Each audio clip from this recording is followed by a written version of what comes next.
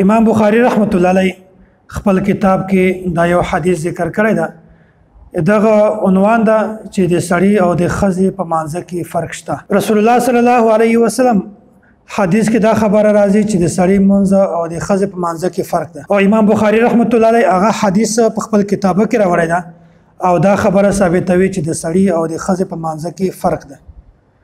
خو غیر مقلدین دا خبره منلو ته کله هم تیار نه دي. دا وایي چې د ښځې او د سړي په مانځ کې بالکل فرق نشته، بلکې د یو هیئت او د یو شکل والمنځ ده. رسول الله صلی الله علیه وسلم حدیث ته حضرت سهل بن سعد رضی الله تعالی عنہ روایت کړی ده. وایي رسول الله صلی الله علیه وسلم فرمایي التسبیح للرجال والتصفیق للنساء. وایي د سړي دپاره سبحان الله ویل دي او د ښځې دپاره لاسونه پړکول دي. مثلا دا چې دا د دې دپاره خاص شوی ده که یو سړی په مانځه باندې ولاړ وي او د ده مخ ته څوک تېرېږي، بیا ده ته پکار ده که چېرته لمونځ کوونکی سړی وي بیا دی د سبحان الله وایي چې هغه کس ته پته ولګي چې دا کس په مانځه باندې ولاړ ده، دا مخ ته مه تېرېږي. او که چېرته د مانځه کولو والا ښځه وي بیا مخ ته څوک تېرېږي بیا به دا سبحان الله نه وایي بلکې لاسونه به پړکوي، داسې تصفیق به کوي. او دې وجې نه چې کله مقتدیان نارینه سړي وي بیا چې کله دا سبحان الله وایي بیا امام ته پته ولګېږي چې یاره دا ما په مانځه کې څه غلطي کړې ده، زه په څه غلطي باندې روان یم، مې غلطي وکړله.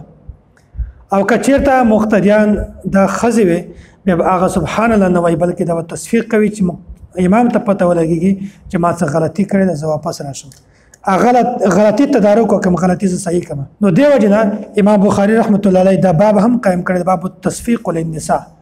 دغه لاندې امام بخاري دا حدیث راوړی د حضرت سهل بن سعد رضی الله تعالی عنہ التسبیح للرجال والتصفیق للنساء. او داسې امام بخاري رحمت الله علیه یو بل حدیث را هم راوړی ده چې رسول الله صلی الله علیه وسلم فرمایي مالی رأیتکم اکثرتم التصفیقا. وایي زه تاسې وینم چې تاسې اکثر په مانځه کې لاسونه پړکوئ، یو لاس بل لاس باندې وایي من نابه شیء فی صلاته فلیسبح. وایي چاته چې په مانځه کې څه کار ورپېښ شي څه مجبوري بیا د سبحان الله وایي. مخته بیا بیان فرمایي انما التصفیق للنساء، دا لاسونه پړکول چې کوم دا صرف د ښځو دپاره دي. نو رسول الله صلی الله علیه وسلم د احادیثو نه هم دا ثابتېږي چې د سړي او د ښځې په مانځه کې فرق ده، او امام بخاري رحمت الله علیه هم دا خبره ثابتوي چې د سړي او د ښځې په مانځه کې فرق ده. خو غیر مقلدین دا خبره کله هم نه مني. غیر مقلدین یو عالم ده ډاکټر شفیق الرحمن غیر مقلد، دا وایي چې د لمانځه د شروع نه ونیسه د السلام علیکم ورحمت الله دغه وخته پورې د سړي لمونځ او د ښځې لمونځ دا د یو هیئت او د یو شکل لمونځ ده، په دې کې هیڅ فرق نشته. دا غیر مقلد یو عالم وایي. او مخته بیا بیانوي وایي چې رسول الله صلی الله علیه وسلم د سړي او د ښځې په لمانځه کې د فرق د طریقې د یو فرق دا هم نه ده ښودلی. رسول الله صلی الله علیه وسلم د دغه لمانځه په طریقو کې بالکل فرق نه ده ښودلی، بلکې دا ویلي چې دواړه لمانځونه یو شی دي. نو په دې وخت کې غیر مقلدینو د رسول الله صلی الله علیه وسلم د حدیث هم انکار کړی ده، او د امام بخاري رحمت الله علیه چې کوم حدیث ته د هغه نه هم انکار کړی ده. د رسول الله صلی الله علیه وسلم خبره هم نه ده منلې، او د امام بخاري رحمت الله علیه خبره هم نه ده منلې. د الله تعالی د نبی د خبره هم منکر دي او د امام بخاري د خبره هم منکر دي. غیر مقلدین یو اعتراض دا کوي چې مونږ تاسو ته په صحیح بخاري کې یو داسې حدیث درښکارو چې هغه حدیث په دې خبره دلالت کوي چې د سړي او د ښځې په مانځه کې فرق نشته. حدیث صلو کما رأیتمونی اصلی. حضرت مالک بن حویرث رضی الله تعالی عنه دا فرمایي وایي زه او د ما سره څو کسان نور د ما هم عمر نوجوانانو دا د رسول الله صلی الله علیه وسلم په خدمت کې حاضر شولو، بیا مونږ هلته شپږ ورځې تېرې کړې. بیا هغه نه بعد رسول الله صلی الله علیه وسلم چې کله مونږ ته وکتل بیا مونږ ته وویل اثرات یې مونږ په مخانه کې وکتل چې یاره دا خو د کور د تلاګو شوق لري چې مونږ کور ته تللی وای. بیا رسول الله صلی الله علیه وسلم تپوس نه وکړ تاسو په کور کې څه پرېښي دي، په کور کې څوک پرېښي دي، هم چاته پرېښي دي، څه پرېښي دي. مونږ بیا جواب ورکړ. هغه نه بعد رسول الله صلی الله علیه وسلم تاسو مونږ کې کور ته ولاړ شئ ارجعوا فاقیموا فیهم، تاسو هلته قیام وکړئ وعلموهم او خلکو ته ور زده کړئ ومروهم او دوی ته حکم وکړئ د لمانځه.